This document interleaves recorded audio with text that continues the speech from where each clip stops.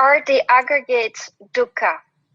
And the second part of the question is if the Buddha still experienced dukkha after his enlightenment when he was between 35 and 80 years old. Oh, no. He experienced pain, but not dukkha. When his foot was hurt, he experienced the pain. When he had a headache, he experienced the pain. When he had a backache, he experienced the pain. Dukkha he did not experience. Why? All others who have not attained enlightenment are clung to their aggregates, 5 aggregates. As long as anybody remains clinging to 5 aggregates, 5 aggregates become the aggregates of clinging. If you free yourself from the clinging to 5 aggregate, you will have only 5 aggregate, not aggregate of clinging. So Buddha was liberated from the aggregate of clinging. He still had the aggregate. And therefore it is said that Parinibbuto Bhagava Parinibbana Dhammandeseti in Chula Satchaka Sutta. Chula Satchaka Sutta. In Majjhima Nikaya you can see that Chula Satchaka Sutta. There Venerable Ananda said Parinibbuto so Bhagava Parinibbana Dhammandeseti. Parinibbuto means passing away. How can passed away Buddha teach Dhamma? It is not the Buddha that passed away, but his clinging passed away, holding passed away, depositing passed away, his treasure passed away, his greed passed away. After passing away greed, he was in Nibbana. While living he was in Nibbana, and therefore he attained that state and he lived for 45 years after that, and during that 45 years he taught the Dhamma. Parinibbutoso Bhagava Parinibbana Dhammandeseti. The Buddha who has liberated from suffering, liberated from craving, taught the world how to liberate from craving. Muttoso Bhagava Mocha Dhammandeseti. One who is liberated from suffering, teach the Dhamma to the world to liberate from suffering. Tinnoso Bhagava Tarana Dhammandeseti. The Buddha who crossed over the samsara teaches Dhamma to others to cross over the samsara.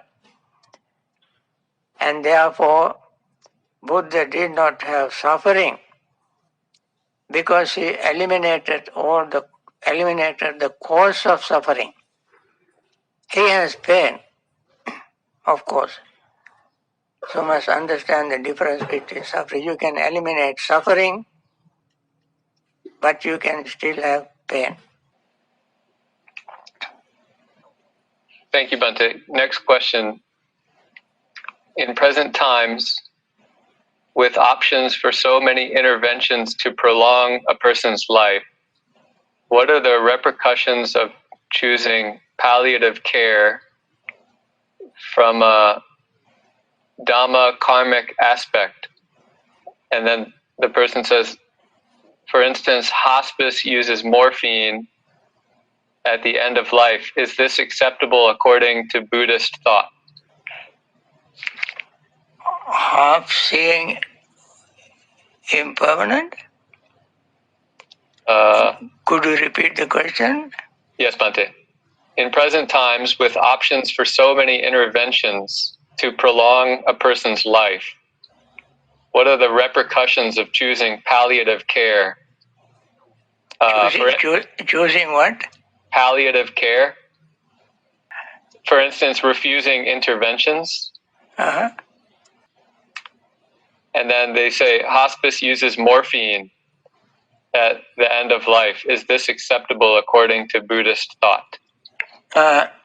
Now, using morphine is just trying to hiding the truth.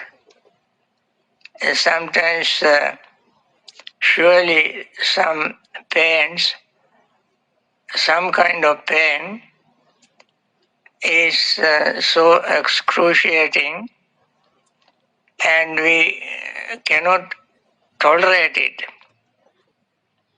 But from the Dhamma point of view, even such a pain should be used to understand the nature of suffering.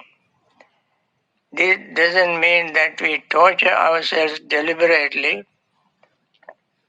but we train the mind to accept the reality, and sometimes that moment one can even attain full enlightenment. Full enlightenment.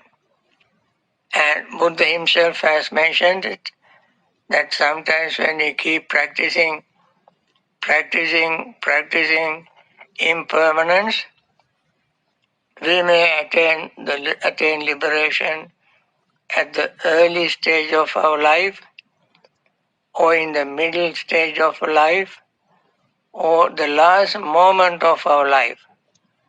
One of these three stages, three situations, one of these three periods, we can attain liberation.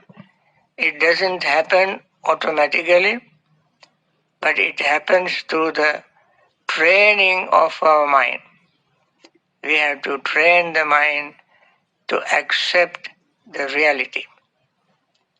And therefore using morphine may temporarily or at that moment can hide, or we can calm ourselves at the moment and pass away. But again we have to start all over again in the next life. And of course, this is the most prevalent, accepted practice in health care system, in hospitals, hospice, and so on.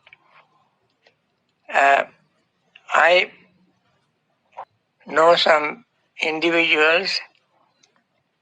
There are very few such individuals in the world today. I mean, there may be many, I don't know. I know at least a couple of them who had cancer and were in very, very painful state. And I have not witnessed myself them passing away. And people who were around them at the moment of passing away told me that they refused to take any painkillers, morphine, but they wanted to experience the very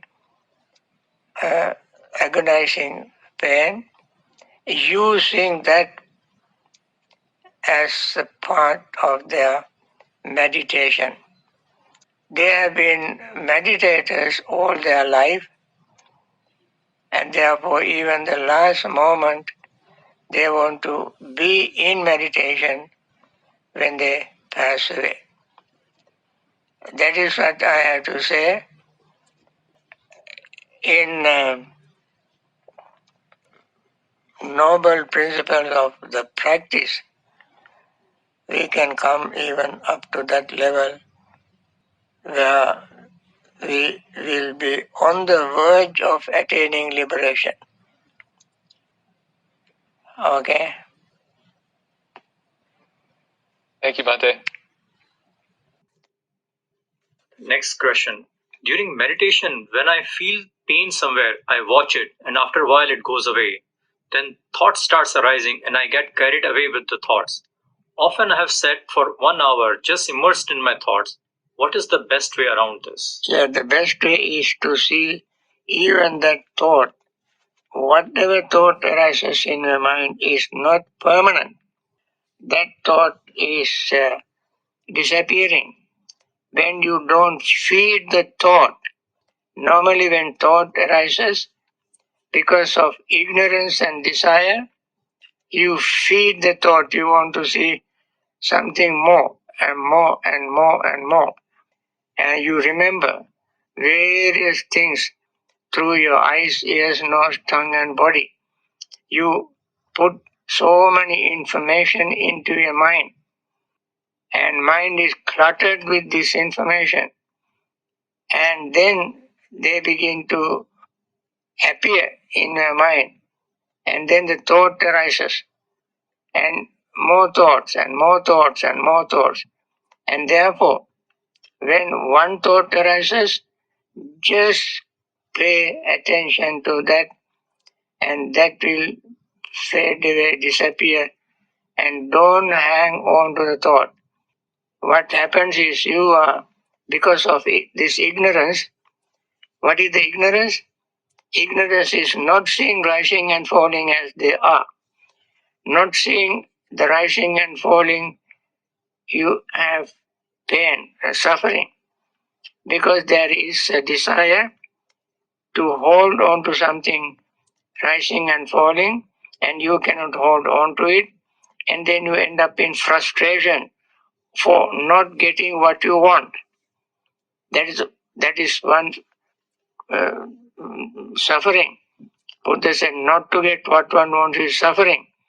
You can see in a very minute way this suffering in you.